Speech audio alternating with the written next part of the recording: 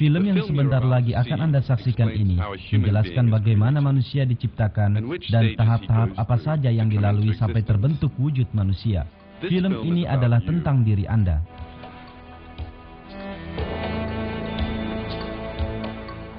Marilah kita berkelana sejenak dan kembali ke masa lalu. Marilah kita menyelami sebuah kisah yang luar biasa yang penuh keajaiban. Marilah kita lihat seperti apa wujud manusia pada awalnya.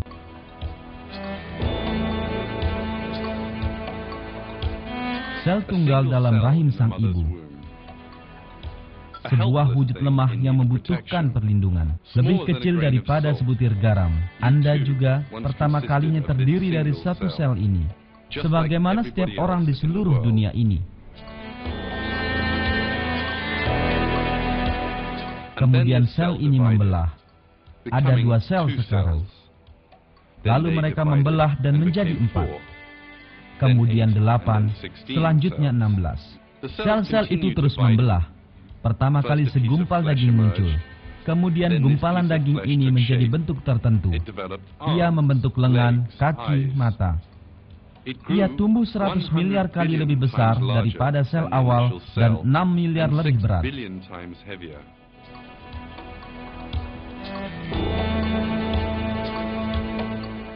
Allah memperlihatkan serangkaian keajaiban dan menciptakan manusia yang sedang Anda saksikan dalam film ini yang pada awalnya hanyalah setetes air.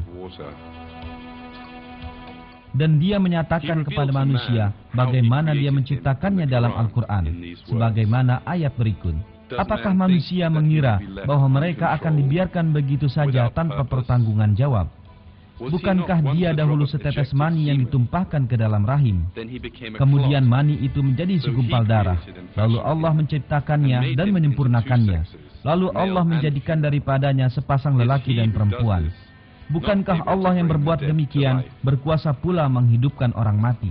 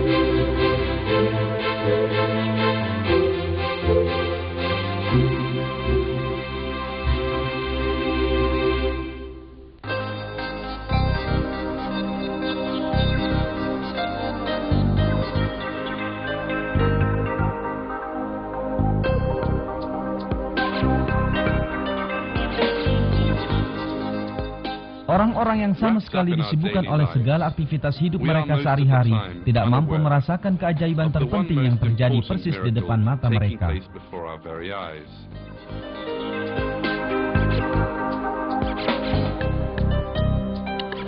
Keajaiban ini adalah keajaiban penciptaan dalam diri manusia. Keajaiban pertama dalam penciptaan ini berawal dari dalam tubuh seorang wanita, dalam organ yang disebut ovarium, dengan proses pematangan sebuah sel telur.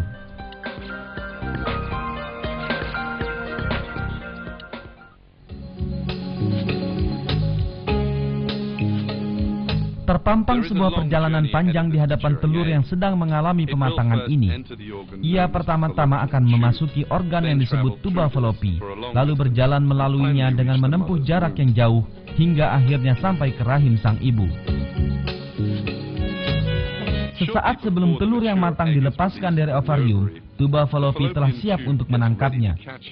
Dengan gerakan-gerakan sensitif, ia mencoba menemukan posisi sel telur ini di bagian paling atas ovarium. Sebagai hasil pencarian ini, tuba Fallopi menemukan telur yang sedang mengalami pematangan tersebut dan menarik sang telur ke arahnya. Dan akhirnya, perjalanan sang telur pun kini telah dimulai. Sang telur diharuskan melakukan perjalanan sejauh keseluruhan panjang tuba Fallopi.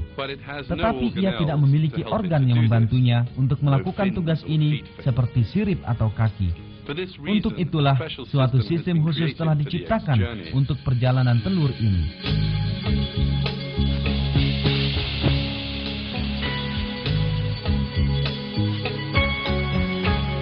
Miliaran sel pada permukaan bagian dalam tuba Fallopi telah ditugasi untuk memastikan bahwa sang telur berhasil mencapai rahim. Sel-sel ini senantiasa menggerak-gerakkan rambut-rambut tipis pada permukaannya yang disebut silia agar bergerak ke arah rahim.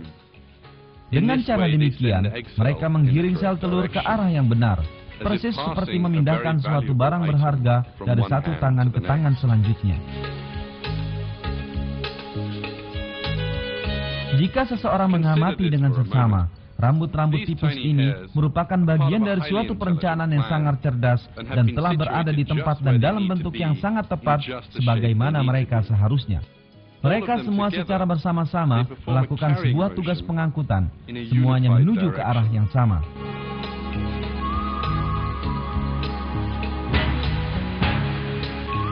Jika salah satu bagian dari sel-sel tersebut tidak melaksanakan fungsinya, atau jika mereka melakukan tugas pengangkutan ini dengan arah yang berlainan, telur tersebut tidak akan mencapai tujuannya, dan kelahiran bayi tidak akan terjadi.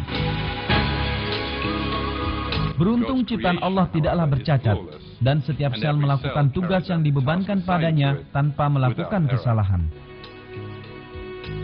Dengan demikian, sel telur bergerak tanpa hambatan ke tempat yang secara khusus telah dipersiapkan untuknya, yaitu rahim sang ibu. Tetapi sel telur yang begitu hati-hatinya sedang diangkut ini memiliki masa hidup hanya 24 jam. Jika ia tidak dibuahi dalam selang waktu tersebut, ia akan mati. Ia memerlukan suatu material penting agar dapat dibuahi. Sperma yang akan datang dari tubuh laki-laki.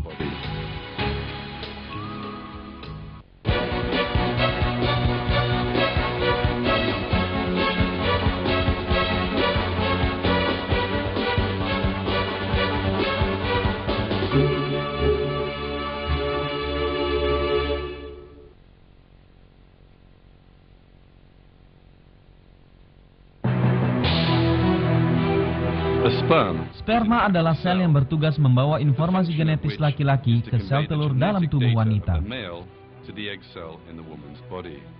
Bila diamati lebih dekat, sperma terlihat persis seperti sebuah mesin yang khusus didesain untuk mengangkut muatan ini.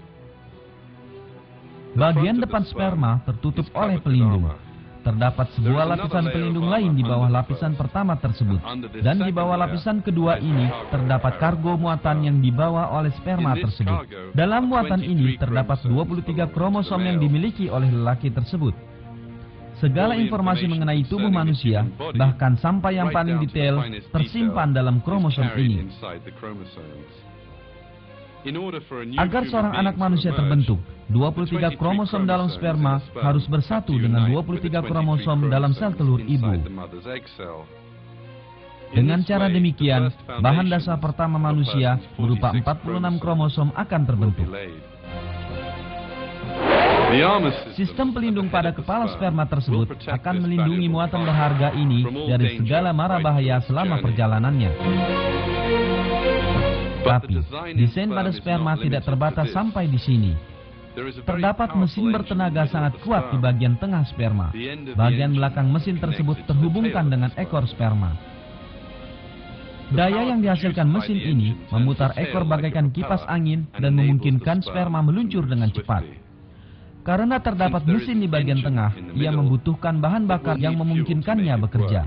Kebutuhan ini telah diperhitungkan, dan bahan bakar paling produktif untuk mesin tersebut, yaitu fruktosa, telah tersedia dalam bentuk cairan yang melingkupi sperma.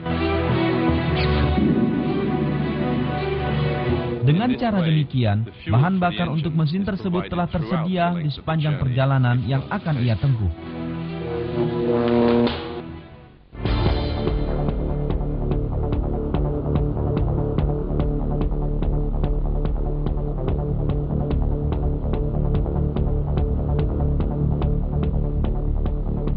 Dengan desain yang sempurna ini, sang sperma bergerak cepat dan langsung mengarah ke sel telur.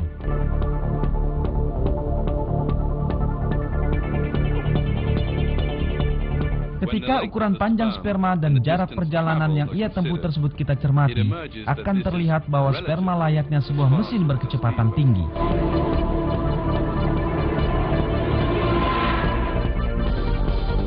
Pembuatan mesin-mesin ajaib ini dilakukan dengan cara yang sangat ahli. Di dalam tiap testis, yang merupakan pusat produksi sperma, terdapat tabung mikroskopis dengan panjang total mencapai 500 meter.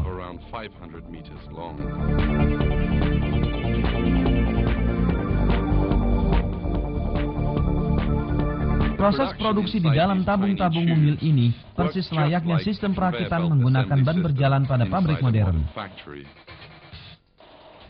Bagian pelindung, mesin, dan ekor sperma dipasangi satu persatu secara bergantian. Yang muncul sebagai hasilnya adalah sebuah keajaiban teknik yang luar biasa.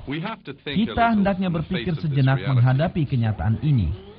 Bagaimana sel-sel yang tidak memiliki kemampuan berpikir ini mengetahui bagaimana mempersiapkan sperma dalam bentuk yang tepat, padahal mereka sama sekali tidak mengetahui seluk-beluk tubuh wanita. Bagaimana mereka belajar membuat pelindung, mesin, dan ekor yang akan dibutuhkan oleh sperma ketika berada dalam tubuh sang ibu? Dengan kecerdasan apa mereka dapat merakit komponen-komponen ini dalam urutan yang benar? Bagaimana mereka tahu bahwa sperma akan membutuhkan fruktosa? Bagaimana mereka belajar membuat sebuah mesin yang bergerak dengan bahan bakar fruktosa? Hanya ada satu jawaban atas semua pertanyaan ini.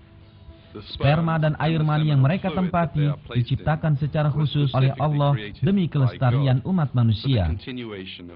Profesor Sefat Babuna, mantan dekan Fakultas Kedokteran, Ginekologi dan Kebidanan Universitas Istanbul, menjelaskan desain khusus pada sperma ini sebagai berikut. Sel-sel sperma dibuat dalam tubuh sang ayah, tapi fungsi sperma ini dilakukan dalam tubuh sang ibu. Dan semenjak dunia ini dimulai, dengan kata lain dalam sejarah umat manusia, tidak ada sperma yang berkesempatan kembali pulang ke tubuh sang ayah setelah melaksanakan tugasnya dalam tubuh sang ibu, dan kemudian berkata pada sel-sel yang telah membuatnya tentang apa yang telah mereka lakukan, kesulitan apa yang mereka hadapi, atau apa tugas mereka. Jadi kalau begitu, bagaimana sel sperma memiliki struktur yang sangat berbeda dengan semua ribuan macam sel yang ada dalam tubuh? Bagaimana sel sperma mengetahui bahwa ia akan mengangkut muatan genetis yang ia ambil dari tubuh sang ayah ke tubuh lain yang kemudian akan menjadikannya hidup, sehingga bagian kepala, yakni bagian depannya, harus memiliki pelindung? Bagaimana sel sperma mengetahui bahwa ia akan menembus membran sel sehingga ia juga membawa sejumlah senjata kimia yang dipasang di balik pelindungnya? Jadi, Anda tahu bahwa adalah mustahil semua struktur pada sel ini, tugas yang ia lakukan, berbagai peristiwa yang ia alami adalah sebuah kebetulan. Ia mengerjakannya dengan kebetulan, atau bahkan ia secara sadar mengerjakan semua ini berulang-ulang. Ini adalah bukti paling jelas bagaimana Allah Sang Pencipta telah memberinya tugas ini, dan bagaimana ia melakukannya dengan cara yang paling sempurna. Perancangan menakjubkan dalam desain sperma itu sendiri adalah sebuah keajaiban penciptaan. Sebenarnya Allah telah memberikan perhatian khusus pada penciptaan air mani, tempat sperma itu berada dalam Al-Quran.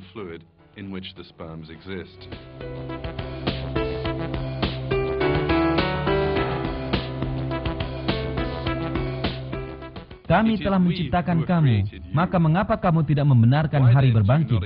Maka terangkanlah kepadaku tentang nuftah yang kamu pancarkan. Kamukah yang menciptakannya, atau kamikah yang menciptakannya?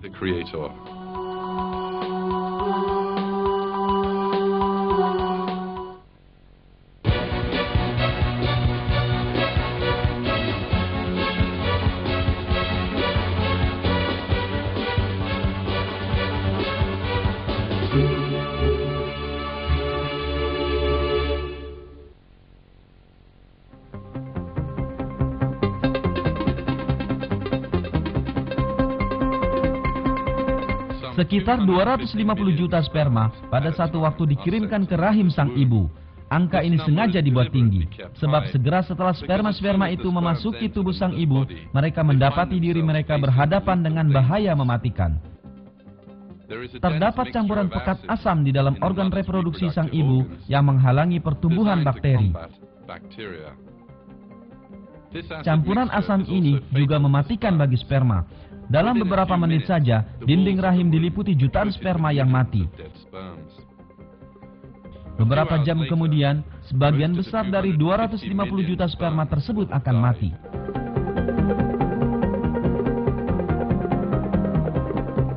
Senyawa asam ini, yang sangat penting bagi kesehatan sang ibu, sungguh sangat ampuh sehingga dengan mudah mampu membunuh semua sperma yang memasuki rahim. Pada peristiwa ini, pembuahan tidak dapat terjadi dan ras manusia akan punah.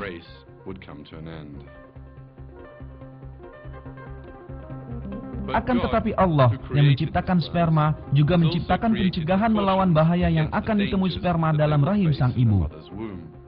Pada saat sperma sedang diproduksi dalam tubuh sang ayah, senyawa basa ditambahkan pada cairan yang berisi sperma tersebut. Senyawa ini menurunkan pengaruh asam dalam rahim sang ibu.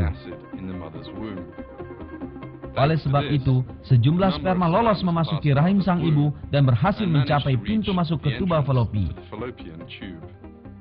Jika Anda perhatikan, semua sperma tersebut bersama-sama pergi menuju arah yang sama. Tapi, bagaimana mereka dapat menemukan arah yang tepat ini? Bagaimana mereka mengetahui letak sel telur yang tidak lebih besar daripada setitik debu? Sperma mampu menemukan jalan ke arah telur akibat adanya satu sistem lain yang tercipta sempurna yang ikut berperan. Sang telur melepaskan zat kimia untuk menarik perhatian sperma, yang berada sekitar 15 cm darinya ke arah telur tersebut. Sperma ini bergerak lurus ke arah telur setelah menangkap signal kimia tersebut.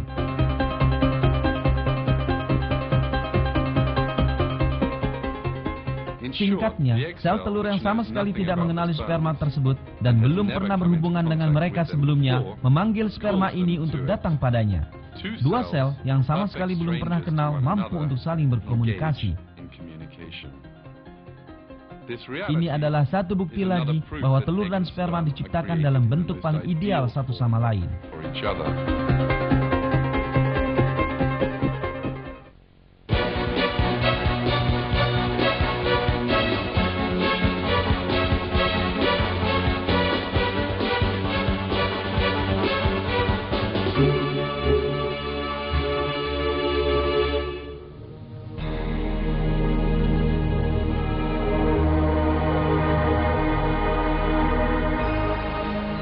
Akhirnya, sekitar 100 sperma berhasil mencapai telur. Namun perlombaan belum usai. Karena hanya satu sperma yang diizinkan masuk dan berada dalam telur. Jadi, satu perlombaan yang lain lagi dimulai. Terdapat sebuah rintangan besar yang menghadang para sperma ini. Ini adalah lapisan pelindung keras yang mengelilingi telur, yang membunuh berbagai mikroorganisme yang tidak dikehendaki yang mendekatinya dan sukar untuk ditembus. Untuk mengatasi rintangan ini, sistem khusus telah diciptakan pada sperma. Di bawah lapisan pelindung pada kepala sperma, terdapat senjata-senjata rahasia yang hingga kini masih ia sembunyikan, yakni berupa kantung-kantung kecil berisi enzim-enzim pelarut. Kantung-kantung kecil ini membuat lubang pada penghalang pertama yang mengelilingi telur, yaitu lapisan pelindung, dengan melarutkannya sehingga sperma dapat masuk melalui lapisan ini. Ketika sperma sedang bergerak maju di dalam lapisan ini, pelindung kepala sperma akhirnya menjadi usang dan setelah itu hancur. Hancurnya pelindung tersebut adalah bagian dari perencanaan yang berfungsi dengan sempurna. Sebab melalui peristiwa ini, kantung enzim kedua dalam sperma kini tersingkap. Hal ini memungkinkan sperma melewati penghalang terakhir yang menghadangnya. Dengan kata lain, menembus kulit telur.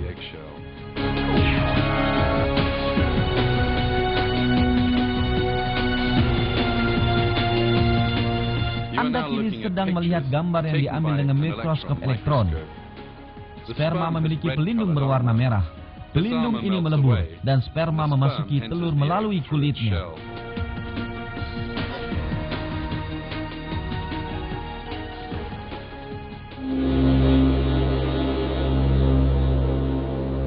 Gambaran sempurna tentang pertemuan antara sperma dan telur tidak berakhir sampai di sini. Segera setelah sperma mencapai kulit telur, keajaiban lain terjadi. Sang sperma tiba-tiba saja melepas ekor yang telah membawanya sepanjang perjalanan ini. Hal ini penting, karena bila sperma tidak melakukannya, maka ekor yang selalu tetap bergerak akan masuk ke dalam sel telur dan menghancurkannya. Pelepasan ekor oleh sperma menyerupai cara roket atau pesawat ruang angkasa melepaskan tangki bahan bakar dan mesin yang tidak diperlukan lagi ketika mereka meninggalkan atmosfer. Tetapi, bagaimana sperma kecil ini dapat melakukan suatu perhitungan yang rumit?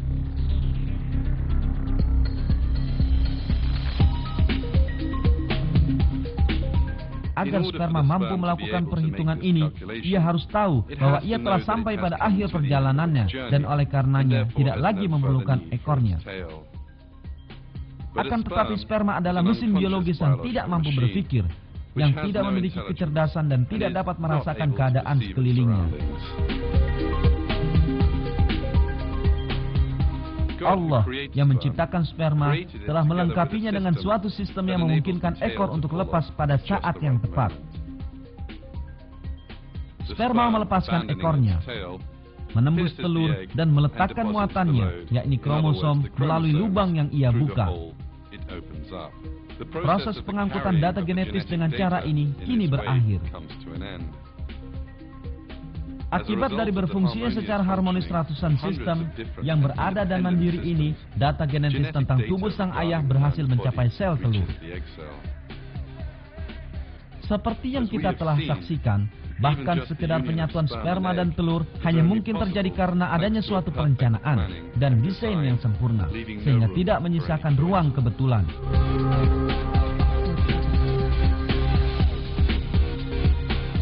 Sekalipun orang-orang tidak menyadari hal ini, kecerdasan dan perencanaan yang terlihat di setiap bagian dari peristiwa ini adalah bukti jelas yang menunjukkan bahwa manusia diciptakan oleh Allah.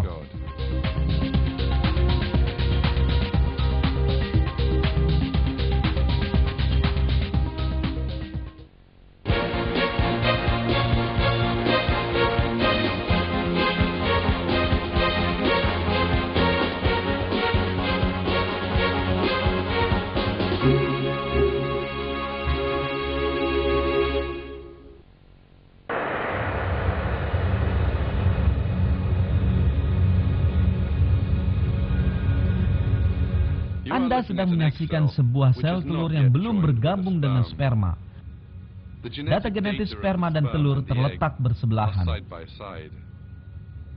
Tetapi satu di antara berbagai keajaiban terbesar di dunia sebentar lagi akan terjadi. Dua set informasi genetis sebentar lagi akan berpadu satu sama lain untuk membentuk manusia yang benar-benar baru. Dan penggabungan telah terjadi. Mungkin sulit untuk dipercaya, tapi dalam sel ini terdapat semua informasi mengenai manusia yang belum lahir. Mata bayi yang belum lahir, corak dan warna rambut, bentuk wajah dan semua ciri fisiknya yang lain disimpan di sini.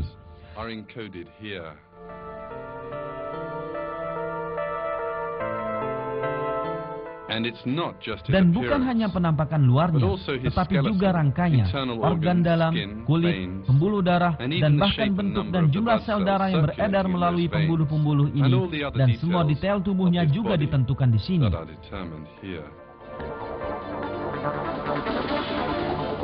Segala sesuatunya ditentukan dan ditulis dalam sel ini, dari ciri-ciri pada usia 7 tahun hingga ciri-cirinya pada usia 70 tahun.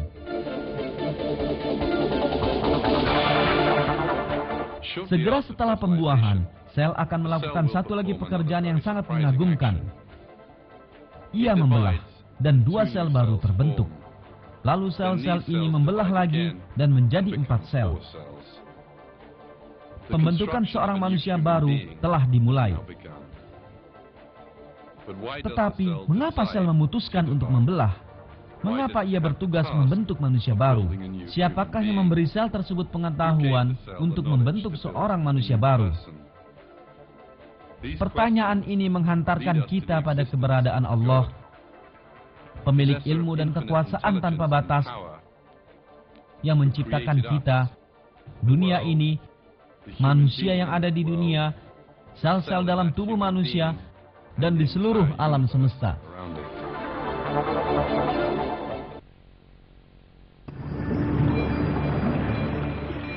Saat ini, Anda tengah menyaksikan perjalanan sel yang terus-menerus membelah dan memperbanyak diri di dalam tuba Fallopi. Kumpulan sel ini kini dikenal dengan zigot.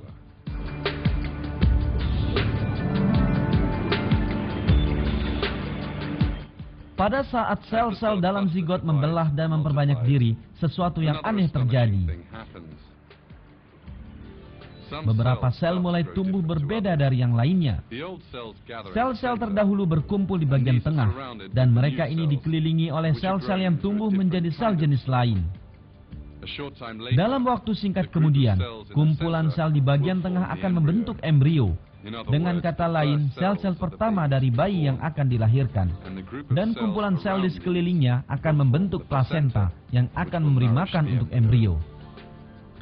Sel-sel yang tumbuh berbeda satu sama lain, dan penentuan untuk membentuk embrio atau plasenta dianggap oleh dunia ilmu pengetahuan sebagai sebuah keajaiban besar.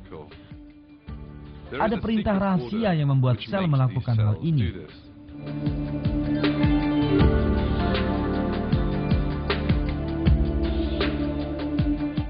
Sekitar 4 hari setelah pembuahan, zigot mencapai tempat yang telah dipersiapkan khusus baginya, yaitu rahim sang ibu. Agar tidak dikeluarkan dari tubuh, ia harus menempel pada rahim. Akan tetapi, zigot hanyalah sebuah gumpalan yang terdiri atas sel-sel yang mirip. Ia tidak memiliki pengait atau perpanjangan yang memungkinkannya menempel di tempat tertentu. Jadi, bagaimana ia melekat dalam dinding rahim?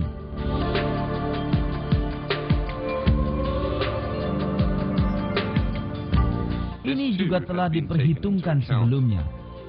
Ketika zigot mencapai dinding rahim sang ibu, suatu sistem khusus melakukan perannya. Yang Anda sedang saksikan sekarang adalah zigot yang baru saja mencapai rahim sang ibu. Terlihat di bawah mikroskop elektron. Sel-sel pada bagian paling luar zigot mengeluarkan enzim khusus yang melarutkan dinding rahim.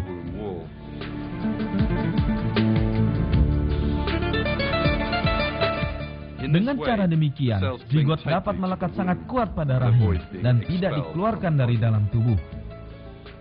Keberadaan sel-sel di permukaan zigot yang tidak hanya terletak di tempat yang tepat, tapi juga menghasilkan enzim yang diperlukan, sekali lagi menunjukkan kesempurnaan penciptaan. Keberadaan penciptaan yang tanpa cacat ini menjadikan zigot tertanam dalam dinding rahim.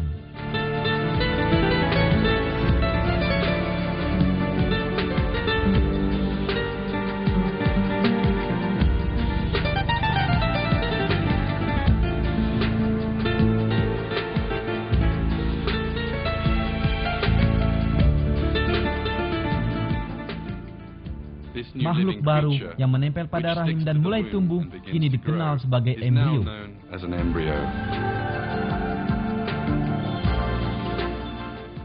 Fakta ini yang ditemukan oleh ilmu pengetahuan modern memperlihatkan satu keajaiban penting dalam Al-Quran. Dalam Al-Quran, Allah menggunakan istilah alat untuk merujuk pada fase pertama dalam rahim seorang ibu. Bacalah dengan menyebut nama Tuhanmu yang menciptakan. Dia telah menciptakan manusia dari segumpal darah. Bacalah, dan Tuhanmulah yang maha pemurah. Alat dalam bahasa Arab berarti sesuatu yang menempel pada suatu tempat. Kata ini bahkan digunakan untuk menggambarkan parasit tertentu yang menempel pada kulit dan menghisap darah.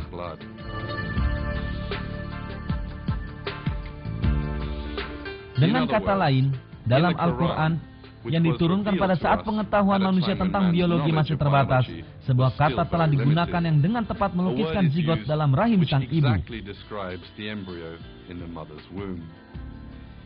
Hal ini membuktikan sekali lagi bahwa Al-Quran adalah firman Allah.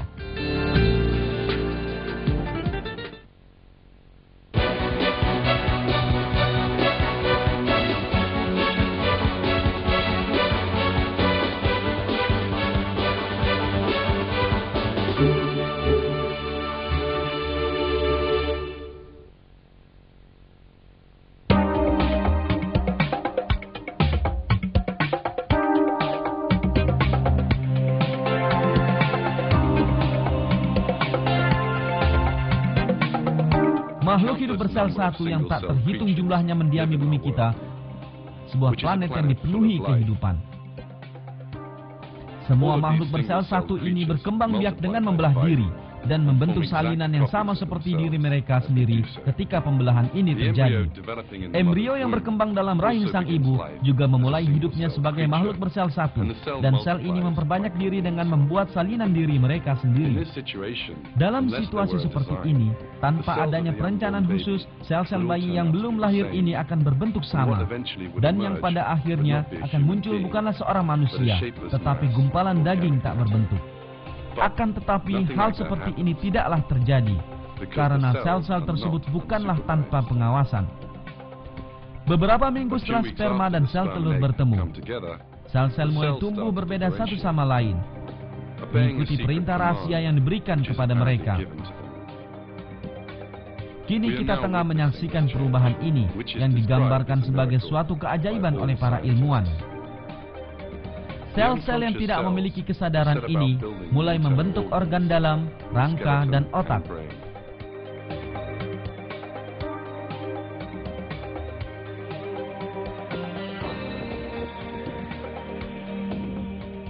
Sel-sel otak telah mulai terbentuk pada dua celah kecil ini. Pemandangan yang sedang Anda lihat sekarang ini, yang diambil menggunakan mikroskop elektron, adalah tahap awal perkembangan otak.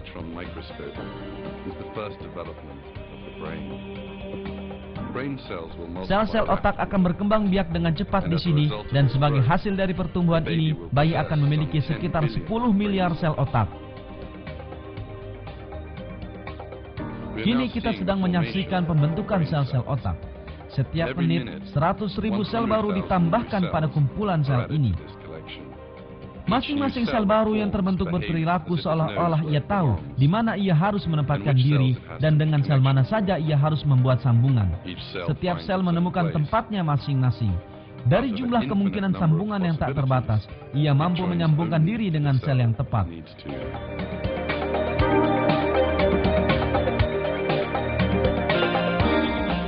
Terdapat 100 triliun sambungan dalam otak manusia. Agar sel-sel otak dapat membuat triliunan sambungan ini dengan tepat, mereka harus menunjukkan kecerdasan yang jauh melebihi tingkat kecerdasan manusia. Padahal sel tidak memiliki kecerdasan sama sekali. Dan tidak hanya sel otak. Setiap sel yang membelah dan memperbanyak diri pada embrio pergi dari tempat pertama kali ia terbentuk, langsung menuju ke titik yang harus ia tempati. Dan setiap sel menemukan tempat yang telah ditetapkan untuknya. Dan di sini, dengan sel manapun mereka harus membentuk sambungan, mereka akan mengerjakannya. Jadi, siapakah gerangan yang menjadikan sel-sel yang tidak memiliki kesadaran tersebut mengikuti rencana cerdas ini?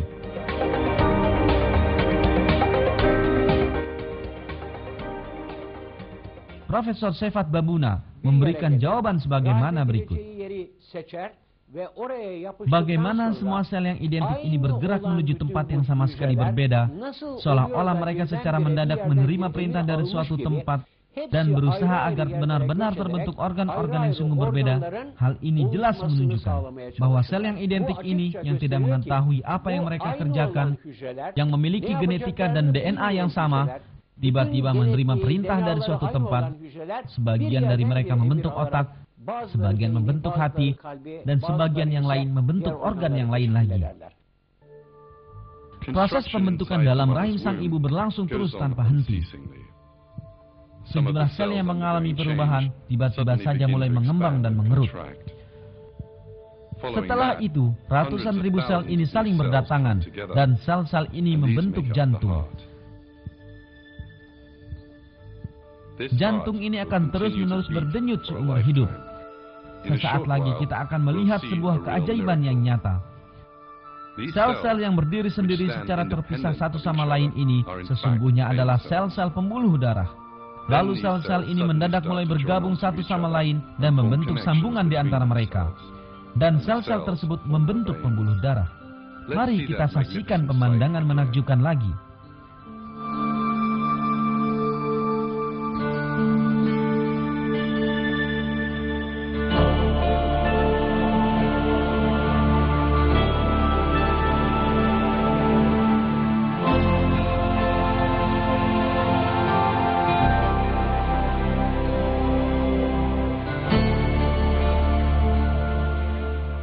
Bagaimana sel-sel ini mengetahui bahwa mereka harus membentuk pembuluh darah dan bagaimana mereka melakukannya?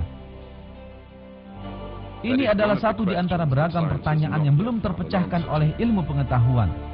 Sel-sel pembuluh ini akhirnya berhasil membuat sistem tabung yang sempurna tanpa retakan atau lubang padanya. Permukaan bagian dalam pembuluh darah ini mulus, bagaikan dibuat oleh tangan yang ahli. Sistem pembuluh darah yang sempurna ini akan membawa darah ke seluruh bagian tubuh bayi. Jaringan pembuluh darah ini memiliki panjang lebih dari 40.000 km. Ini hampir menyamai panjang keliling bumi. Perkembangan dalam perut sang ibu berlangsung tanpa henti. Pada minggu kelima, tangan dan kaki embrio mulai terlihat. Benjolan ini sebentar lagi akan menjadi lengan. Beberapa sel kemudian mulai membentuk lengan.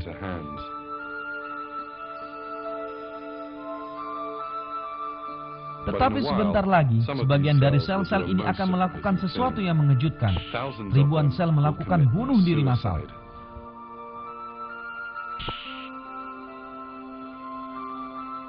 Mengapa sel-sel ini membunuh diri mereka sendiri? Kematian ini memiliki tujuan yang amat penting. Bangkai-bangkai sel yang mati di sepanjang garis tertentu ini diperlukan untuk pembentukan jari jemari tangan. Sel-sel lain memakan sel mati ini, dan celah-celah kosong terbentuk di daerah ini. Celah-celah kosong tersebut adalah celah di antara jari-jari kita. Akan tetapi, mengapa ribuan sel mengorbankan dirinya seperti ini? Bagaimana dapat terjadi? Sebuah sel membunuh dirinya sendiri agar sang bayi dapat memiliki jari-jari pada saatnya nanti. Bagaimana sel tersebut tahu bahwa kematiannya adalah untuk tujuan tertentu? Semua ini sekali lagi menunjukkan bahwa semua sel penyusun manusia ini diberi petunjuk oleh Allah.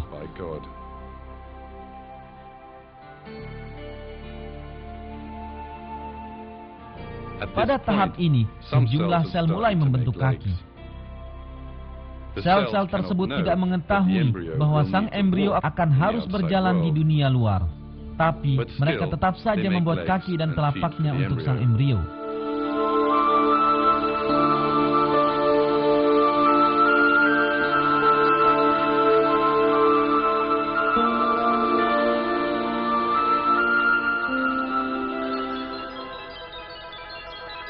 Anda kini sedang menyaksikan wajah manusia berumur 4 minggu. Pada tahap ini, dua lubang terbentuk.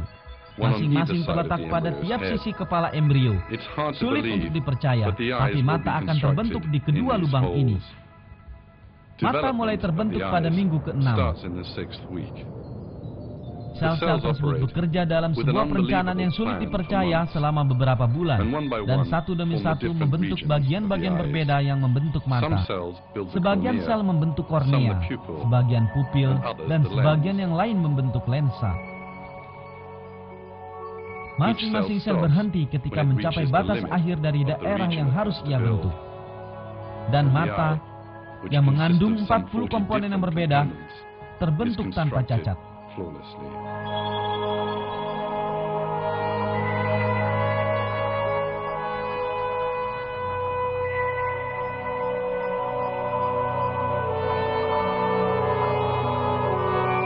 Dengan cara demikian, mata yang diakui sebagai kamera paling sempurna di dunia ini muncul menjadi ada dari sebuah ketiadaan di dalam perut sang ibu. Perlu dipahami bahwa manusia yang bakal lahir ini akan membuka matanya ke dunia yang berwarna-warni. Dan mata yang sesuai untuk tugas ini telah dibuat.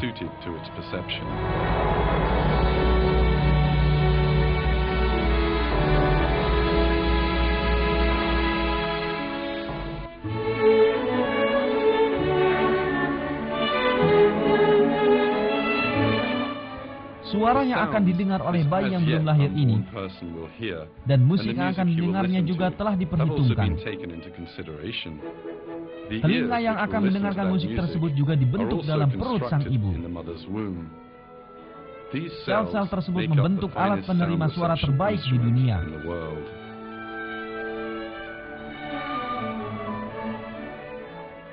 Semua pemandangan ini mengingatkan kita sekali lagi bahwa penglihatan dan pendengaran adalah berkah besar yang Allah berikan kepada kita.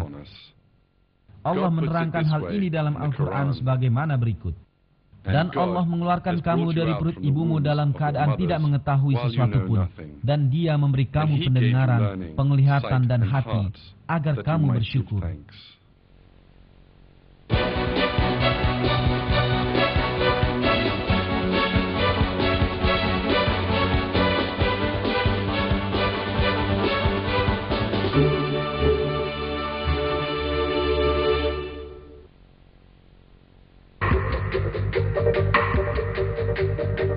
Segala informasi yang hingga kini telah kami sampaikan, yakni tentang pertumbuhan dan perkembangan embrio dalam rahim sang ibu, diperoleh dari penelitian ilmiah selama 30 sampai 40 tahun terakhir. Dan informasi baru ini telah membantu memahami keajaiban-keajaiban baru lain dalam Al-Quran.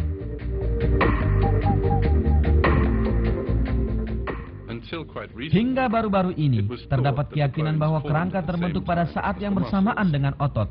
Tetapi penelitian terakhir telah mengungkap kebenaran yang sebelumnya tidak diketahui manusia. Jaringan tulang pertama tumbuh dan terbentuk dalam embrio, dan kemudian jaringan otot terbentuk menyelubungi tulang-tulang ini.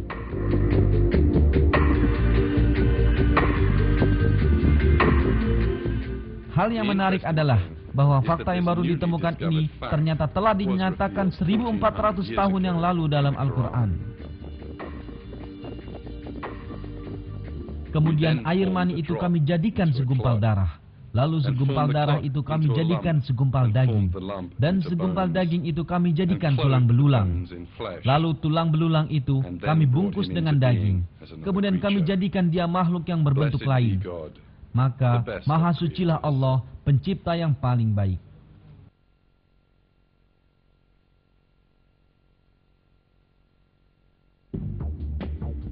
Selain itu, penelitian ilmiah tentang kelahiran telah menunjukkan bahwa bayi mengalami 3 tahapan dalam rahim sang ibu.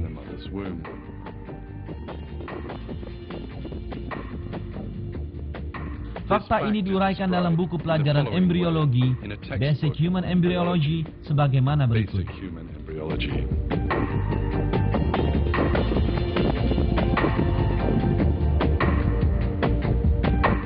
Kehidupan dalam rahim terbentuk melalui 3 fase. Pre-embryonik, 2 sampai 5 minggu pertama. Embryonik, hingga akhir minggu ke-8. Dan janin, dari minggu ke-8 hingga masa kelahiran. Informasi yang kita ketahui menggunakan teknologi masa kini ini, yang merupakan hasil penelitian panjang bertahun-tahun, ternyata telah disebutkan dalam Al-Quran 1400 tahun yang lalu. 3 fase dalam rahim sang ibu ini diterangkan dalam Al-Quran sebagaimana berikut. Dia menjadikan kamu dalam perut ibumu kejadian demi kejadian dalam 3/8. Yang berbuat demikian itu adalah Allah. Allah Tuhan kamu, Tuhan yang mempunyai kerajaan. Tidak ada Tuhan melainkan Dia. Maka bagaimana kamu dapat dipalingkan?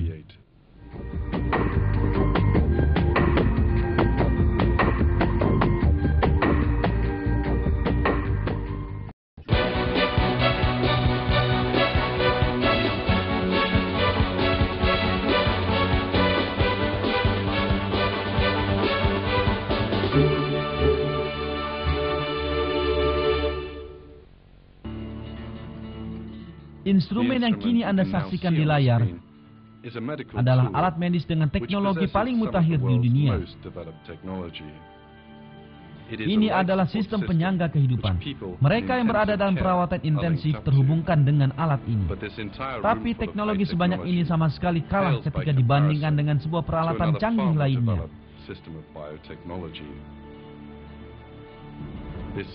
Peralatan canggih ini adalah plasenta yang mengelilingi embrio dalam rahim ibu dan mencukupi segala keperluannya. Plasenta berfungsi sebagai mesin dialisis ginjal, mesin jantung paru-paru, dan liver buatan. Ia melakukan semua fungsi ini pada saat yang bersamaan. Ia adalah desain ajaib yang memungkinkan ibu dan bayi tetap hidup. Sel-sel pembentuk plasenta ini mengenali molekul-molekul makanan di antara ribuan molekul yang ada dalam darah sang ibu dan memudahkan molekul-molekul tersebut untuk mencapai sang bayi. Tugas lain dari plasenta adalah melindungi embrio. Sel-sel pertahanan dalam tubuh sang ibu bergerak menuju rahim dan menyerang embrio yang sedang tumbuh.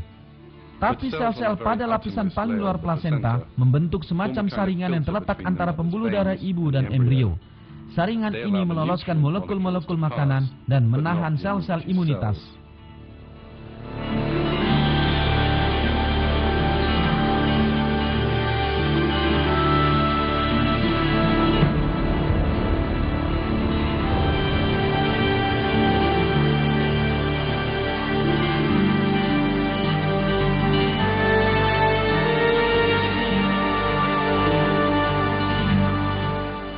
Jika pekerjaan memikirkan dan mencukupi kebutuhan embrio yang sedang tumbuh ini diberikan kepada manusia dan bukan pada plasenta, maka embrio tersebut akan mati dalam beberapa menit saja. Sebab tidak ada satupun teknologi manusia yang mampu menghitung kebutuhan yang senantiasa berubah ini dan mencukupinya. Satu-satunya mesin yang dapat mengerjakan fungsi ini adalah plasenta. Tali ini memungkinkan terjadinya hubungan antara bayi dan tubuh ibunya.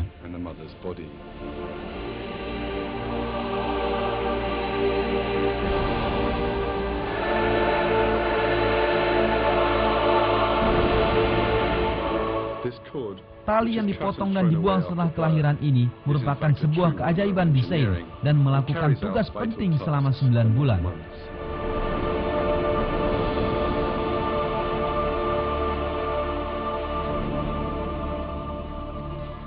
Dalam tali ini terdapat satu pembuluh darah vena dan 2 pembuluh darah arteri. Pembuluh vena membawa makanan dan oksigen ke embrio. Dengan demikian, sang embrio tidak tenggelam meskipun ia hidup dalam lingkungan yang dipenuhi cairan, termasuk paru-parunya yang penuh dengan air. Ia tidak mati, sekalipun sistem pencernaannya belum terbentuk dan ia tidak dapat makan.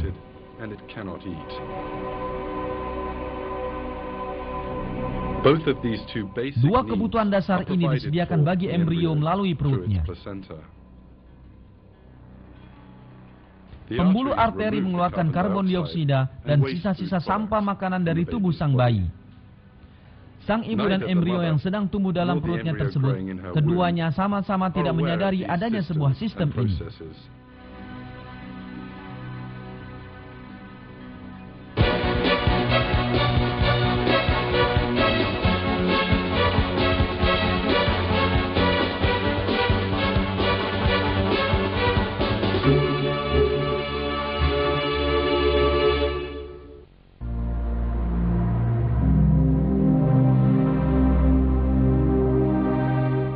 Seiring dengan pergantian bulan, bayi dalam perut sang ibu tumbuh dengan mengambil bentuk tertentu.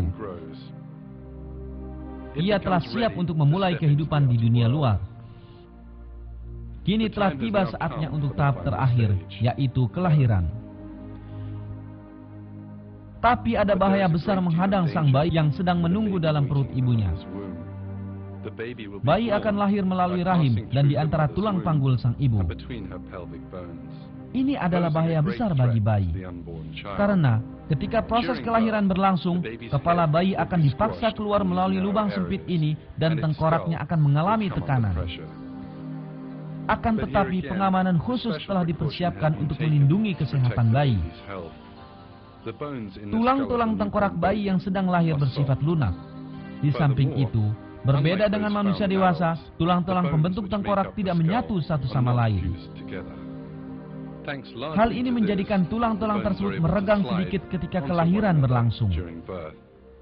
Celah-celah di antara tulang-tulang ini mencegah tengkorak agar tidak remuk selama berlangsungnya proses ini. Dengan cara ini, sang bayi lahir dengan selamat dan tengkorak serta otaknya tidak mengalami kerusakan. Dalam bulan-bulan selanjutnya, tengkorak ini akan mengeras dan bayi tersebut akan menjalani hidupnya secara normal dan sehat.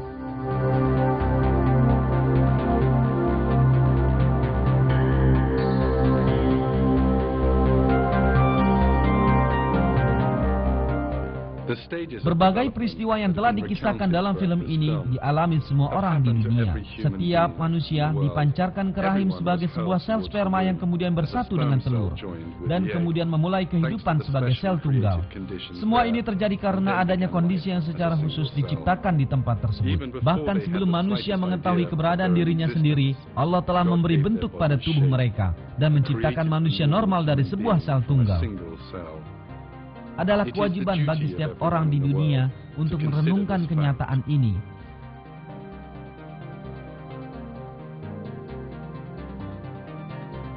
Dan kewajiban Anda adalah untuk memikirkan bagaimana Anda lahir ke dunia ini dan kemudian bersyukur kepada Allah. Jangan lupa bahwa Tuhan kita yang telah menciptakan tubuh kita sekali akan mencipta kita lagi setelah kematian kita dan akan mempertanyakan segala nikmat yang telah diberikannya kepada kita. Hal ini amatlah mudah baginya. Mereka yang melupakan penciptaan diri mereka sendiri dan mengingkari kehidupan akhirat benar-benar telah tertipu.